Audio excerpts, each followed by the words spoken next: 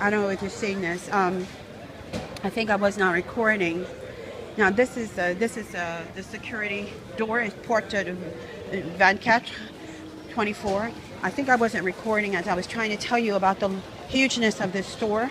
This is a place where I was beaten. I was beaten here by black men.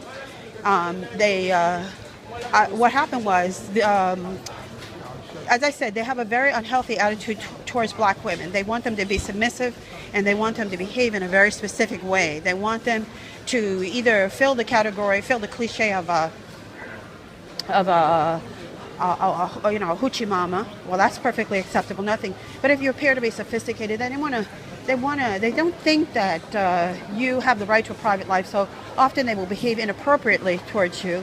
I don't know whether this happens in America. It could very well be happening in America too, because times are changing. But generally speaking, we left this behind years ago.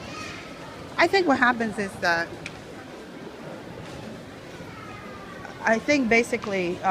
what happens is that women of color are called upon to behave in very specific and limited ways. A black woman is called upon to be extremely discreet, to not speak up, to not talk, to dress very discreetly.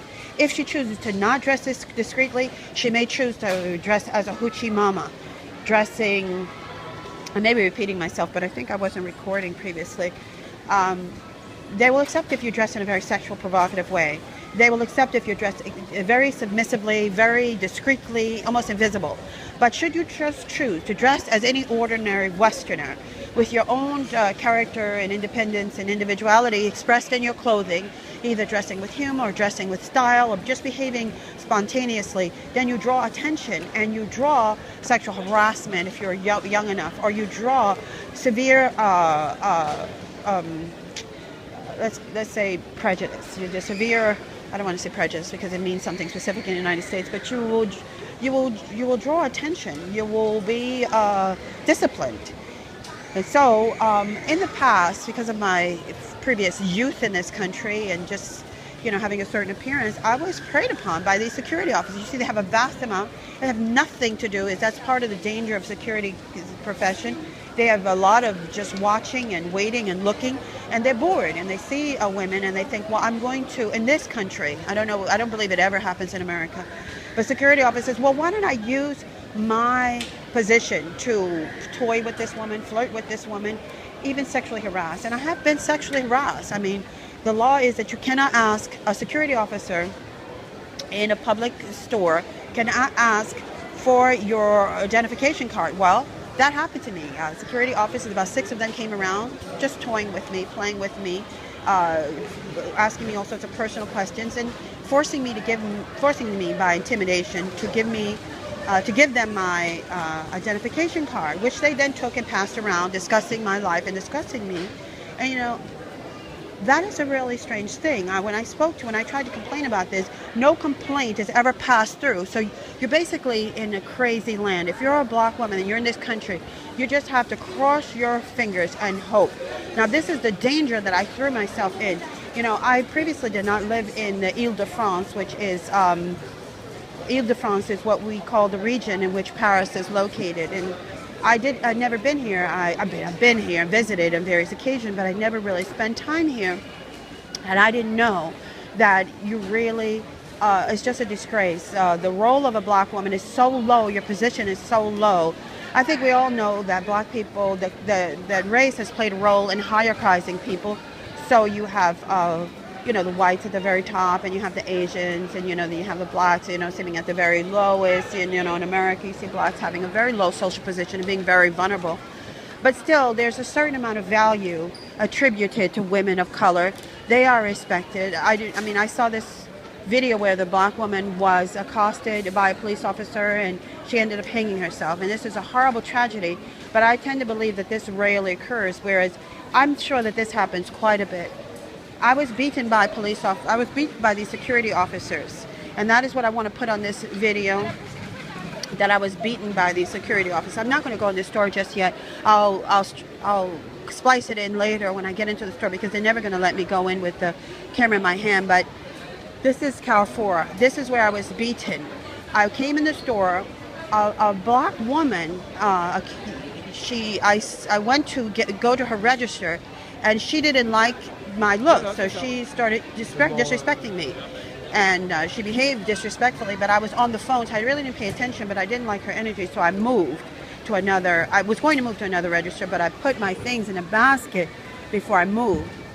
And then she yelled after me, I see you eating grapes, and she's just screaming at me in a very disrespectful way, because that is what happens when you get into this ghetto area, and when you're at night, I guess, is another dimension of this. The people behave in ways, savage ways, that have nothing to do with retail. If you look at retail in America, most places in America, there's something there's courtesy, there's civility, and then there's this I don't know, there's this customer service principle of smiling and wishing you well, and how are you today, and thank you very much, and then there's a whole Christian thing which is present in America that is very lacking here. They don't have those Christian principles of I'm not trying to make a judgment, but simply speaking, this is a country which is a secular nation, and Christian principles of courtesy and Christian charity do not exist in the public arena. There's no call for that, and there's no logic behind it. And so people do not have that to rely upon. There is a total disregard for the service field. People do not appreciate being called upon to help or work for others. They see it as humiliating and debasing. They do not like to support others. And so the service fields, which we're all talking about in America, the tertiary field, the third aspect of economy, where supposedly service was our future, we were throwing away industry. I don't want to say throwing away, but we're leaning less and less on the industrialized dimension of our economies, and turning more and more to service. That's the future of educated people. This is what my political science teachers taught me when I was in college, that was our future, service, banking, sales, and all of these other areas. These were going to develop, in industry and, factories and so forth were going to be disappearing. But that obviously has not been successful in this nation, because they fail at service. They are unable to provide service. They're unable to provide service with warmth, with competence, with assiduity. They simply do not have it in them to provide service. So this entire arena, which is actually a very large arena, is entirely, I don't know what the word would be. I mean, I'm just saying these things offhand. I haven't prepared this video. And I just want to try to communicate to you how the French are terribly inadequate in the area of service. And they will provide service reluctantly to those who they believe, according to their societal values, those who they believe deserve it, such as whites and wealth. Wealthy whites and wealthy people in general deserve good service, so they begrudgingly provide it.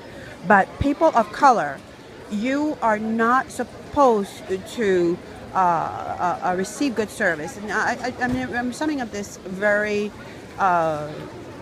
loose-handedly, because I think you really can't sum up a nation in a brief video such as this. What I'm really trying to communicate to the web is that I was beaten in this place, and the reason I was beaten is because a black woman, black like I am, she didn't like, we never even exchanged words. I was approaching her, but I was approaching her register, but when I saw what a evil temper she had, I quickly moved away and put my things back into the basket. But since I was on the phone, I didn't put them at another register. As I proceeded to the other register, she had come up with a strategy, which was to accuse me of eating grapes. I had a little small bag of grapes that I had not weighed. So she accused me of eating grapes. She didn't see what was in my mouth. She didn't test what was in my mouth. There's no way she could have known whether I was eating or not, but she accused me of eating grapes. She called the security officer. The security officer came over to me. I was speaking on the phone in a conversation which was important to me. He began screaming at me and screaming, and he worked himself into a rage all by himself, and then he just grabbed my arm. He twisted it. He ripped these things out of my hand. He pushed me and he pulled me. He generally accosted me, and I spoke in English. Well, that was a great sin to him, because previously, apparently, someone had heard me speak in French, and they began berating me, accusing me of being a cheat and a liar because I supposedly was capable of speaking French but chose to speak in English to beguile them, to cheat them, and to lie to them. So the next thing that happened was that I was so terribly shocked and afraid and worried, as anyone can imagine. I'm a 5'4" woman, and this man was a large man, and he was a very aggressive and brutal man. He told me, "Allez te faire foutre," which means go F yourself, screaming in my face. So he accosted me verbally, he accosted me physically, and he accosted me emotionally. I went, then they have the customer service personnel, which wear a bright blue vest. They were watching me. Everyone was watching me. It was a circus-like event. And I realized that there was an element of sadism. And, there was an element, they have a problem here. They are totally incompetent. It's very sad that they have no ability to manage, no ability whatsoever to manage. So they're people, they have this solidarity amongst themselves, and they have bonded together. And so it was more important to them to get along with these threatening and frightening security officers than it was to fulfill their duties as employees. So they did not help me. No one came to my help as this man berated me. I got my phone and I called the police. The police told me to leave because it appeared to be dangerous, and then they refused to let me leave. I went to the customer service, and they told me the customer service representatives backed away from the counter, refusing to help me. And so this is what, and I'm just asking any one of you who is American to boycott this company. Do not use this company. Do not use this company. If you ever come to France, I ask you to not use this company out of solidarity to me. As I said, I went to the customer service desk. They refused me help. A security officer approached me as though I was a crazed criminal with a gun, which obviously I was not, but he chose to stare me down, to intimidate me. And then they have this very sad and pathetic thing which they do in France, which I think is sad. They become aggressive if you do not say hello to them. Apparently it's like spitting in your face if you do not say hello. So he was staring at me, and I'm just getting kind of freaked out and creeped out that this man is staring at me. He's about 6'6", and he's staring at me, this big black eye, and it's not his race, it's not his color, it's just that this is a really big, intimidating man, and he was bringing all his intimidation to bear upon me. This was another man. He had all these things around his neck, these cards, and I'm staring at him. I said, I would like to speak to, after a while, I realized he was never going to speak to me. I said, I'd like to speak to the person responsible. He said, you are going to say hello to me, which is their big thing, how dare you not say hello to me? They like to police, and he starts teaching me. I'm a woman. I'm older than he is, and I'm a woman. He began disciplining me in a vulgar and disgraceful and humiliating way. And then, as I said, they refused to allow me to go. They began trying to take me into security room over a grape. It was a grape that they were accusing me. And then I said, well, what do you want? What do you want from me? Do you want me to pay for the grapes? So I offered to pay for the grapes, and they accused me of being such a liar. They didn't even know me. They had never seen me before.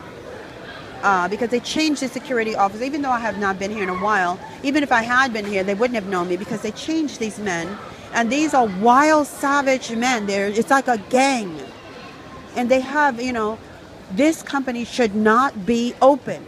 It should not be open, because I believe that if they treat a well-dressed, and well-behaved, mature woman like this, what do they do to young women? How many people have they perhaps beaten or raped or molested as they drag them into these secret offices, which is what they were trying to do? I repeatedly called the police, and the police repeatedly said, let me speak to them, and they refused to get on the phone with the police.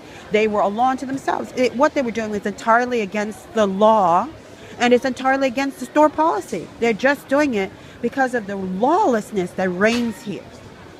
So once again, I ask you to boycott this store. If you should ever come to this country, do not use this store. Do not use this store. Do not accept the policies of brutalizing people of color when they are in what they call a neighborhood, a hot neighborhood. They call it un quartier chaud, you know, a hot neighborhood, because apparently around here there's some ghettos. Now, it just so happens that some ghetto buildings are what they call ghettos, these cités, which I know I'm speaking in a sort of like a shorthand. It really should, technically, you shouldn't call it a ghetto. They're just housing. Oh my goodness, there's just a man. This is the man who attacked me. This is the man who attacked me. This is the man who attacked me. They told me they were going to fire him. This is crazy. This is the man who attacked me. I'm going to go into the store. Hold on a second. Anyway, I'm going to speak to you.